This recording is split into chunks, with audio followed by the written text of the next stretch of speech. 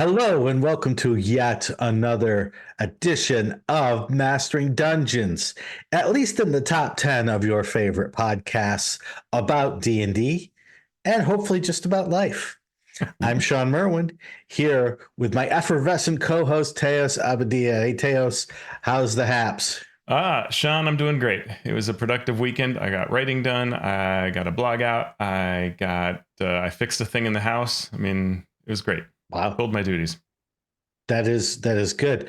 I actually got to run another episode of the campaign that I'm running, and it was a little short. The session was going to be a little short, and I thought, well, there's a fortune teller in this, and I just got the Deck of Many Things box as a gift, so maybe it's time to pull out the Deck of Many Things. Not a good choice. Not a good choice on my part. Definitely not a good choice on the characters' parts because it is now the Deck of Many Campaign Derailments. Oh. As it has been in 1980, so it is in the present. And now things are completely off the rails, and we need to fix everything that happened because of the Deck of Many Things. Wow. I mean, that's kind of impressive.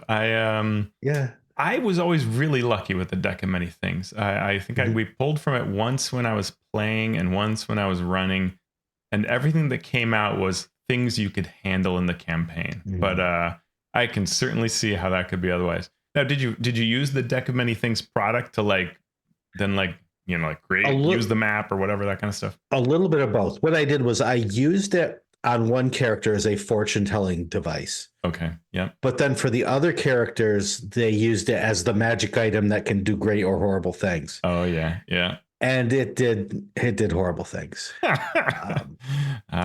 good times. Yeah. When the void comes up, you know things are bad. Yeah. Things have gotten bad. So it will be void. It will be funny going forward. We can still play the campaign, but things are going to be a little bit different. Yeah. Okay. Good times. Looking forward to hearing more about that. Oh, and talking about hearing more, we have listeners who like to hear more from us, and we like to hear more from them. So they send us tweets or toots or emails or YouTube comments, and we are going to get to some of those right now, starting with Majidad77, who talks to us via YouTube.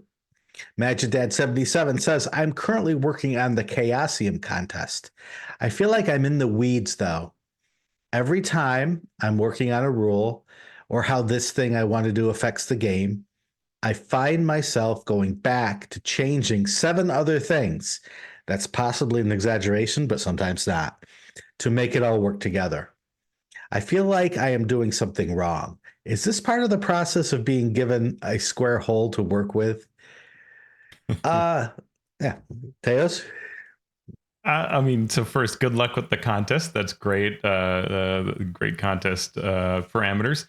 When I find myself going back and changing several things, that to me is indicative that I'm still rethinking what I'm doing, and I haven't cemented my ideas enough. That's fine if I've got endless time and energy, because every time I'm redoing it, I'm rethinking, and that iterative process will make it all better. But if I don't have time, or it's driving me a little nuts, then I want to step back and I want to kind of outline and get the holistic picture down, right? What is it that I'm creating?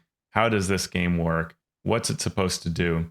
And then I've got a clearer vision to kind of go back and make sure everything, because ideally you've got the frame in mind and you're hanging things off the frame, and you're just making sure that it all stays within that vision.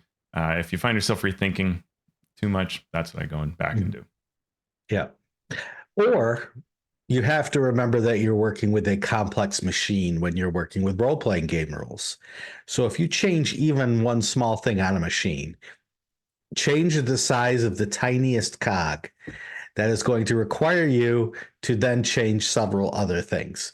The gear that fits with the cog. Oh, you have to change that. Well, then you have to change the speed at which this gear and this cog rotate. Oh, if you're changing the speed, you need to change the engine size. So the tiniest of changes in a complex machine will cause a ripple effect. It's just the nature of the beast. Think about people who always say, "Ooh, I did something different with initiative in D&D." that may seem like the tiniest bit of change. Oh, I'm just going to change the way that we roll initiative. We're going to do a new initiative every round, or we're going to do the popcorn initiative thing.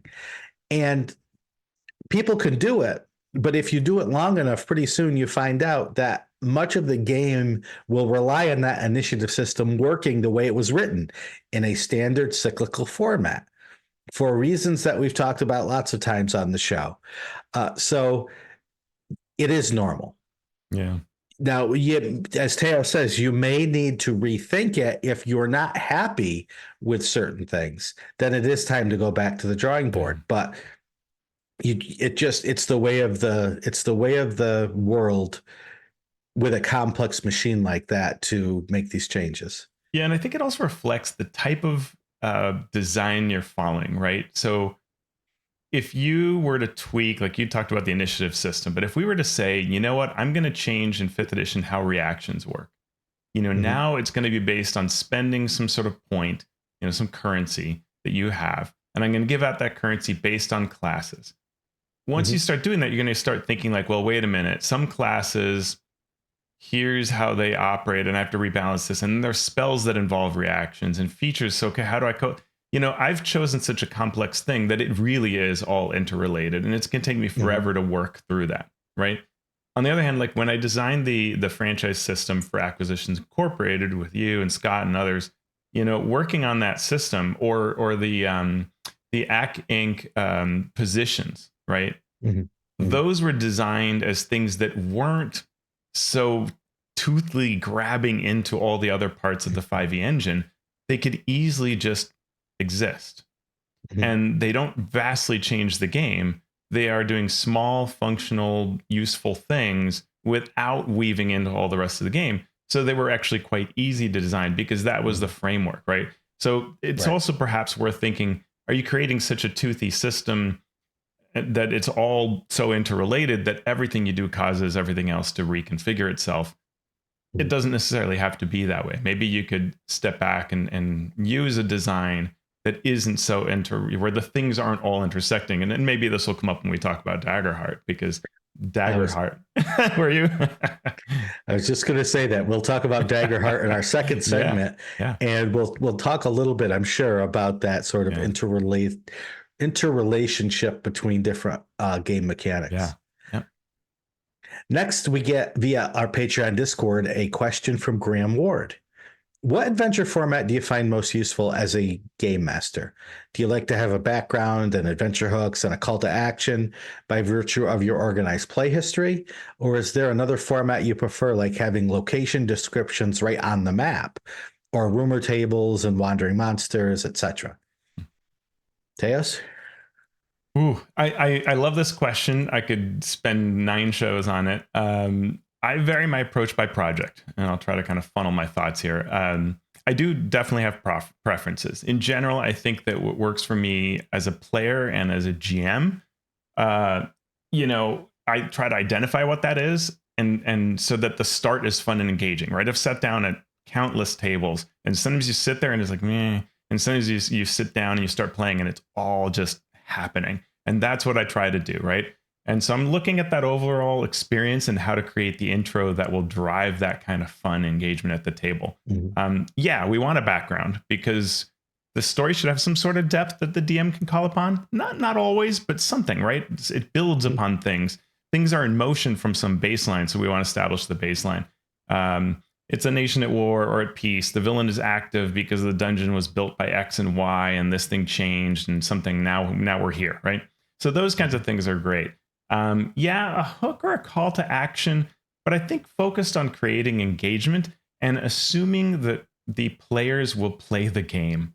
Too many times a call to action is like, here are 9 reasons you could be here, pick the one that fits, and come on, we're all here to play game, right? Just you're here to take the caravan from A to B. Not that I want to write that boring an adventure, but let's just be fair and honest. And then make it interesting, right? You all have a role on the caravan. Pick your role. Now we're engaged and it's interesting, but we've bought into being on the caravan. Like, don't talk me into being an adventurer. I already am, right? And so you don't need pages of any of this that we're talking about, background or call to action. It should all be easy. Then when we get into sections of the adventure, the town, the dungeon, the wilderness, those parts, there I do what I think needs based on the experience that I'm particularly driving, right? The town might be a better experience with tables of fun stuff that happens as you walk down the street, or it might be that you want a linear approach. This encounter, kind of this scene that tells you what the town is. It depends on the experience you're creating, right? Or an improvisational one. Here's 5 things that you mix together to create your experience. It really depends. As long as you lean into the design, you'll be fine, and play can be great, right?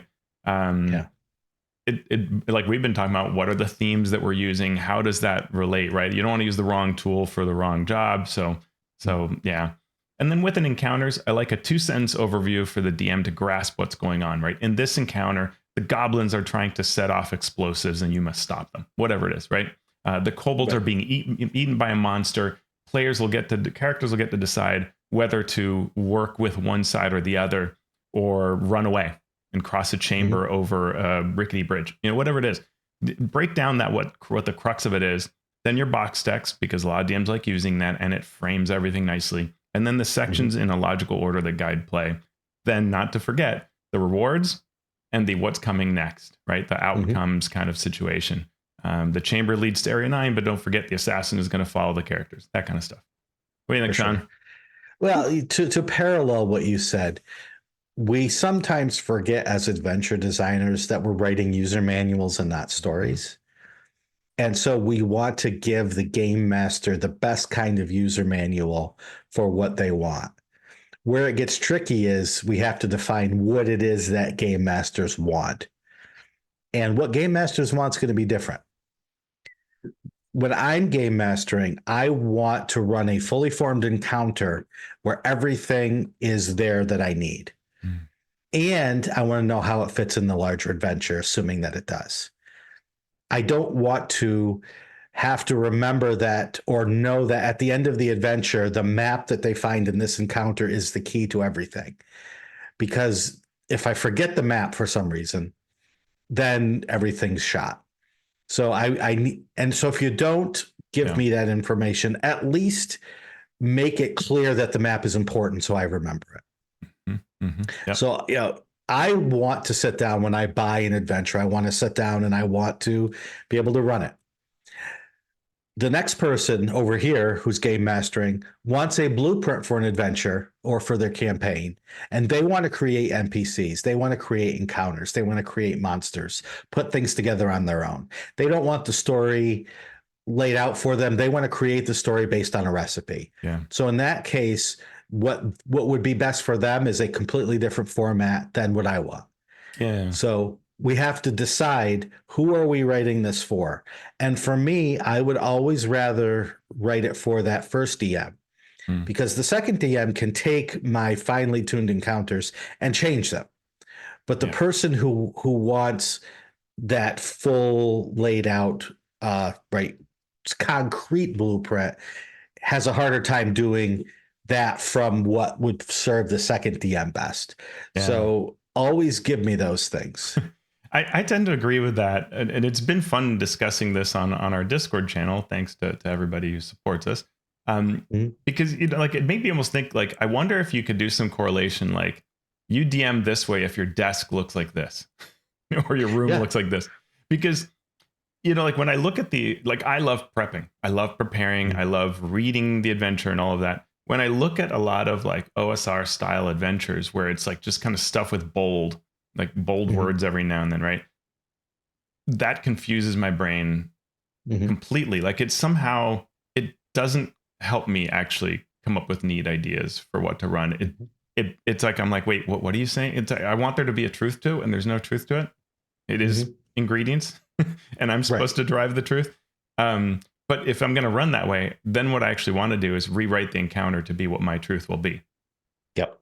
I can modify it based on where the characters are and what they're doing, but I want to have an initial truth, not just soup ingredients, which is so interesting, right? And I know other folks feel completely differently, but For me, it's like something like you take a really, really good Doctor Who episode, it works because all of the parts, all of the gears are very finely crafted and they work like clockwork. And so trying to run something that is that clean and that clear and that witty is impossible unless it is built for you, because unless you are an incredible genius, you can't do that sort of thing on the fly. Maybe you could do it for an encounter, but not when you're trying to piece encounters together to tell this really cool, intricate story. And so everybody, some people can sit down with a note card and run a completely fun session. Totally. And so all they need is that note card. But that person is not the average game master out there. I can tell you that for sure. I think that's true. Yeah. And the final question comes from Megan J via the Patreon Discord. Magic the Gathering regularly bans broken cards and outdated material. Why doesn't Wizards of the Coast do the same thing for broken subclasses, features, and spells in D&D? I'll answer this pretty simply. Magic is a competitive game and D&D is a cooperative game. So D&D, rightly or wrongly, expects the game master to fix the problems that the rules create. I've understood this for a while, and while it is a true statement, we game designers should not act as if we have this perpetual excuse for not getting our design right in the first place. But it is a completely different animal than Magic in terms of how it is used. That's why. Yeah. No, absolutely. I mean, Magic, if you have a degenerative deck build, right, everyone uses that. Right. There was a fantastic video where someone figured out how to make a flump card, just like endlessly powerful and win every match. It even broke the game, or the online Magic the Gathering game. And that's hilarious to watch, but you don't want. Yeah. I mean, it's even hard for me to say this. You do not want every deck to become the flump deck, right? Like that just becomes dumb, and so you must ban it. And that's the thing with that kind of a game, right? With D&D, it's not at that level. And then what comes is, what does the company want to do with the relationship of errata? And errata is tough because that kind of thing you said, where admitting you're wrong is very difficult for companies. And there have been, like I think of Shadowrun or other RPGs where the book comes out and immediately it's like, here's all this errata. And that leaves a bad taste in your mouth, right? So a lot of times the beginning of edition sees far less errata.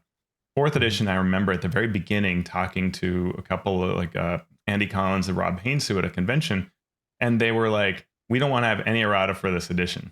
I'm like, oh, good luck with that. Here's my question about how these two rods work for my warlock. And they're like, right, we kind of don't care, because the whole point is you should do whatever you want. I'm like, well, yeah, but I play an organized play and I'd like to have some consistency to my experience, and for anybody who goes from one table to the other, there's a lot of online play today, you would like some consistency to just know how it works. Right. And, by the end of fourth edition, there was so much errata, but even that errata was slightly political, right? One of my good friends at Wizards Coast did not want to change the rules compendium that had been published for Essentials. So every single zone received an update to its wording so as to not invalidate what was in rules compendium, right? So that it could be this true source. So that relationship of errata and banning is far more complex, I think, in the RPG, because there are all these other reasons that aren't trumped by stopping degenerative play. Right. Yep. So thank you for those questions. And now we're going to get right into our news and commentary section, starting with an exit from Wizards of the Coast. I like to think, Teos, that your answers last week were so good that Cynthia Williams just stepped down from Wizards, expecting you to step right in. No. On April 17th, we learned that Cynthia Williams, the president of Wizards of the Coast since February of 2022, will be stepping down as of the 26th of April, so 2 days after the show drops. The news became public because Hasbro has to file a notice to the SEC related to her particular role. So if high-level people at certain companies step down, that has to be noted to the SEC, which is a public filing. It appears that Williams communicated to Hasbro 2 days prior to that she would be stepping down. And then Hasbro said it would need to begin a replacement search, which sort of indicates that they did not expect this. When people step down from companies like that, usually it's, did they get fired? And were they given the opportunity? Yeah. But Right. it does seem like Cynthia Williams did step down. Yeah. I'm not hearing any news that would indicate a firing, from any sources at all, or sources of sources, or any of that. It all just seems, but I mean, I think the question is, why would you leave, right? And it's created an enormous buzz in the community, and some of it's just, it's like, well, it's about time the OGL took someone down. No. that would not be the reason. No, there could be a million different reasons why. And so your chance of coming up with the exact reason why, you have a 1 in a million shot of getting it right. Yeah. And I don't even want to speculate, because who knows? But you do like to speculate, Teos. I do. So tell me why. Well, it's pretty clear that she left Shawn because she wanted to spend more time with her family. It's the rational choice.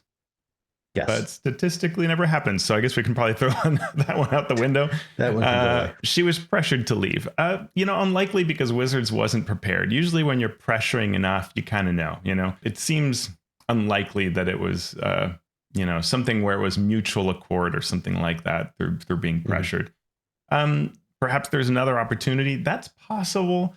But in general, executives don't like to jump around. It doesn't look good for those high salary, high positions that you're trying to get there. You want to be sort of the dependable rock that has a long track record of stability, stewardship, that kind of thing. And so jumping around, it's not great. But maybe this place is super problematic. Maybe there's infighting. Maybe the economic outlook is even more discouraging than we're hearing, which already sounds like 2024 is going to be pretty rough, and 2025 maybe as well. So maybe it's to the point where now you can say, you know what, during my stewardship, we became Hasbro's first $1 billion brand. And we had Baldur's Gate 3, and we had all these other successes, and it all ties into my previous career, which was all around digital and things like that. And so maybe now is the time when you are in the best position to head off, especially if you don't love your job. So that could very well be that it was that difficult a situation that she would leave, even if it takes a slight career hit. None of this is great news for Wizards. In general, we've been fortunate as fans that Wizards has had presidents that have been, all things told, pretty good, like pretty healthy, right? They're not trying to destroy D&D, change it vastly into something else. They're generally letting the D&D team work within pretty reasonable bounds to continue doing what we love out of a paper gaming product.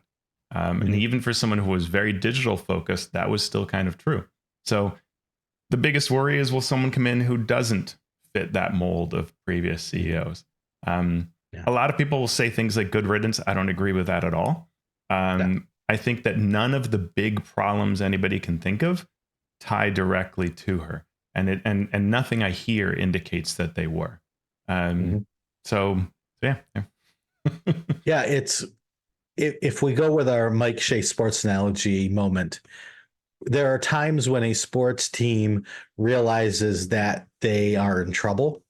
Maybe if their league has a salary cap, they know that they need to fire all of their good players that they're paying too much to.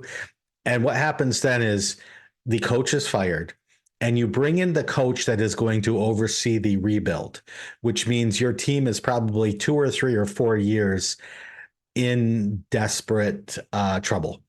Yeah. And that coach will lead the team through this period where they come in last place and they aren't competitive, and they're getting the ship back in the right direction. And then they fire that coach and bring in the coach that will then lead them forward with optimism. And I fear that with this change, there may be that period of, okay, we're going to make some major changes. Yeah. that aren't going to be popular. They aren't going to be fun, but we know it needs to be done because the industry's changed. And so I'm wondering, I would not want to be the person that becomes president of Wizards of the Coast now, because I have a feeling that they are going to be overseeing Wizards, as you said, over through a couple of years at least of hard times and possibly worse. So we'll see how that goes. Yeah, and tying into this, I was just checking on the dates as you were saying that. When is the Hasbro Q1 earnings call? And that is happening on the 24th. So the day that this show will drop. And that will be our sort of first taste of this, right? And I think these earnings calls have been troubled enough that it will get, there's only we think in such short time scales, Right. especially financially. A year is nothing, right? 2 years is nothing. And yet each quarter that is negative is a huge drag on the company. But that's probably what we're going to hear. And they will also have to talk about Cynthia Williams' departure. So it's going to be an interesting call, and we'll have to talk about that next week. All right. We will keep an eye on that. We do want to talk about D&D Beyond Maps because they have been doing a great job, those folks at D&D Beyond, of not just putting up these maps for use in their simple virtual tabletop, but also adding some value to it with some great blog articles. So Teos, where do you want to take us with this? Ooh, well, for Storm King's Thunder, the blog post does a really nice, clever job in a fairly short space to illustrate how the DM can support a trip across wilderness, drawing a path in the Maps application. And so it's a smart combo of, oh, look at our cool functionality, and hey, look at the neat way you can run Storm King's Thunder to sort of do this kind of movement across a large wilderness area. And it gives you additional tips that are separate from the VTT, the maps itself. And for Out of Abyss, there's a blog post illustrating the VTT functionality for Hex Crawl, using Fog of War to slowly reveal as they move across the Underdark, and then provides a few quick DM tips. It's, credit where credit's due, really smart job of combining marketing and DM tips without one overshadowing the other too strongly. It's to whoever's writing these, good job. There you go. Matt Colville has been pondering the length of adventures in D&D. So on his YouTube show, he has said that the classic module format of just a couple dozen pages has some advantages over the larger hardback adventures. He says that the trend of large hardback adventures with over 200 pages might be beneficial revenue-wise for D&D, which I don't think is true, but it does not serve other publishers well, which I think may or may not be true depending on the publisher. Matt also says that the hobby will be healthier and DMs better off with smaller adventures because large adventures can frustrate players. Yes and no. I think he's on the right track with some of these thoughts. What was your take on this, Teos? It's been really interesting I love to listen to the video. I listened to it twice because it was so interesting. And I really enjoyed Merrick Blackman's blog article, which I'll have to add that to the show notes, because it really did a nice job of sort of saying, wait a minute, here's some other considerations. And of those many considerations, the one I really loved was that Merrick points out, basically every poll shows that over half, not by a huge amount, but more than half of all DMs are really running homebrew. So Matt's kind of portrayal of, this is a harmful thing, and, kind of it's a negative thing. It's a drag on the industry. Hold on a minute. Most players aren't even looking at this stuff, right? Large, small, doesn't matter. They're not using it. And my actual thought, and I said this to Matt, is, I think that a company like, I didn't say exactly these words, but thinking on this, a company like MCDM could be the one to think through, hey, what is it that greater than 50% actually needs? And it's probably not whether it's small or big, but, like we heard at our GameholeCon, live recording where folks are saying, you know, I want the ability to strip this for parts. I want to be able to use neat parts from this. I want it to be examples of what I can do with the setting, but empower me to create what I want with my homebrew. And I don't know that a lot of companies have really tried to do that. And to me, that could maybe get to what Matt seems to want, and provide something really for most DMs. When it comes to big or small, there are disadvantages to both. I mean, there are some super frustrating small adventures, both new and old. The idea that this classic module was a perfect format, you know, yes and no. I mean, quality wise, they were often very bad. And if we think back, I mean, during the 3rd edition and 4th edition era, I mean, the adventure path was king, right? And Wizards got beat up for not creating adventure paths, even though they actually had funded the ones that Paizo was writing initially in Dragon Magazine, and Age of Worms and all that became the model that everybody should follow because they were so popular and so beloved. So I don't know, you know, what do you think, Shawn? We'll see the same thing in organized play, right? A season of the Adventures League will come out where the adventures are not connected via a larger story. And people will complain, there is no larger story here. Yeah. I want a larger story. So the next season will come out where every story is in a row. And then people will complain, oh, I can't keep up. Why are you writing these stories in a row? Mm-hmm. I want individual. And then they go back to make individual, totally. and it keeps going like this. And so then they'll make the 3 adventure arcs. So you can play a small bit of a campaign that has an ongoing story. And that makes some people happy, but not others. And that becomes harder to manage in terms of leveling characters and making sure everyone can work within the campaign easily. Yeah, so there totally. is what I took away from this more than any concrete argument about how long an adventure should be is we see MCDM is not going to be making large adventures for their campaign. And if they do, right, we're going to say, hey, Matt, what happened to large adventures aren't good. Now, I mean, maybe they're planning an organized play campaign, and they're going to have short adventures that all link together. And so he's getting that feeler out, marketed ahead of time as, hey, this is the way we see good adventures working. Yeah, and it's to your benefit. Though I would say, I mean, look, MCDM has had small adventures, right? When they were on the Patreon releasing every month. Arcadia magazine, it had some amazing short adventures.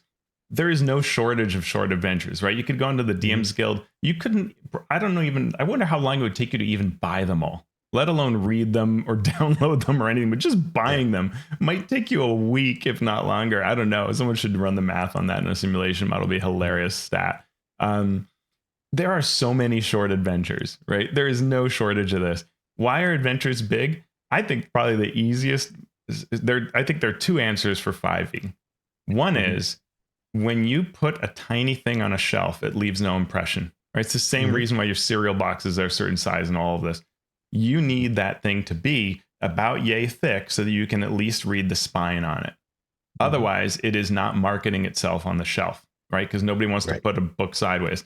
So you need something that's thick. You need it to be that size, right? Otherwise, it's not going to work. And so that's the size it ends up being. And even when they publish short adventures, they bundle them together into something like Radiant Citadel, because now that spine sells itself. If MCDM is going to be selling things only digitally, no problem. But if you're going to sell them on store shelves, then that will be a barrier to it. And the second thing is large, huge adventures, at least initially for 5e, set the tone of the campaign and created huge community awareness. Tyranny of Dragons was a presence. If you didn't play it, you still knew dragons were attacking Faerun. You understood the concepts of it. It made dragons exciting. It did all of these many things by being a big, huge, clear campaign. That is watered down recently, where Dragonlance doesn't quite register, that you still understand that it happened. You might not remember when or how. Spelljammer, right? Same thing. It's weakened somewhat, but I think that very initial reason for it was a really sound one, and it created huge, tangible community around those campaigns. Yeah, I couldn't have said that any better myself. And speaking of not able to say it any better myself, DriveThru RPG data is now out, and the blog called Bat in the Attic has released some numbers. So Rob Conley has used the download numbers created by DriveThru to track volume and then shares the data. Teos, what did we learn from Bat in the Attic and Rob Connolly? It's kind of a nice additional confirmation on numbers we've seen from Kickstarter and from other sources about how the industry has changed pre and post pandemic. The product downloads are tracked every year by Rob from 2007 to 2024. He says these probably represent also some like internal numbers. So it's not like actual 100% sales or downloads, but he would expect that anything internal is sort of more busy when there's overall growth anyway. So he's not overly worried about that. But it's a little inexact. And what we see is in 2007, you have 314,000 downloads. It's 1 million in 2012, 5 years later. It kind of grows steadily every year. We're at 2.4 million in 2016, which is significant, right? 314K to 2.4 million. And then it rises very quickly, 3.6 million in 2018. And then a height of 6.6 million in 2020, right? 2021, 2020 to 2023, we dropped down to 4.6, 4.7, 4.6 million. That's all still above 2019. And that's like consistent in all of these various things that we've covered is that 2019 was, we called it amazing. And we're back to those amazing levels, right? Having had a really strong peak in between. We're better than 2019 right now. Where will it go from there? You know, we don't know, right? But it is interesting to see that it's kind of another data source showing that sort of same trend. You know, has it decreased? Yes. Is it the end of a golden era? Not as far as I can tell. Right. Is this just a blip decline? Will it remain, or will we just stay steady? Because staying steady in the role-playing game industry at these levels is not bad. I would take that any day. And I was looking at the ICV2 chart for how board games have gone, right? And role-playing games have slowed, but it's all still going up. The ICV2 chart for board games, boy, you do not want that. I mean, yes, the overall number is higher in millions, but it's a big kind of bubble-shaped thing that is now decreasing, and it is a big problem for board game manufacturers. So it's nice that we're avoiding that. Yep. And Kickstarter is one of the places where we keep an eye on things. And I wanted to remind everyone that if you are listening to this show on Wednesday, when it drops, you only have a few hours left to back the Monsters of Drakkenheim Kickstarter. We have not had $1 million Kickstarter for a role-playing game product in 2024 yet. So this is the first one that may be close to tipping that scale. We'll see if it can get there. You can check it out by going to Kickstarter and looking up Monsters of Drakkenheim.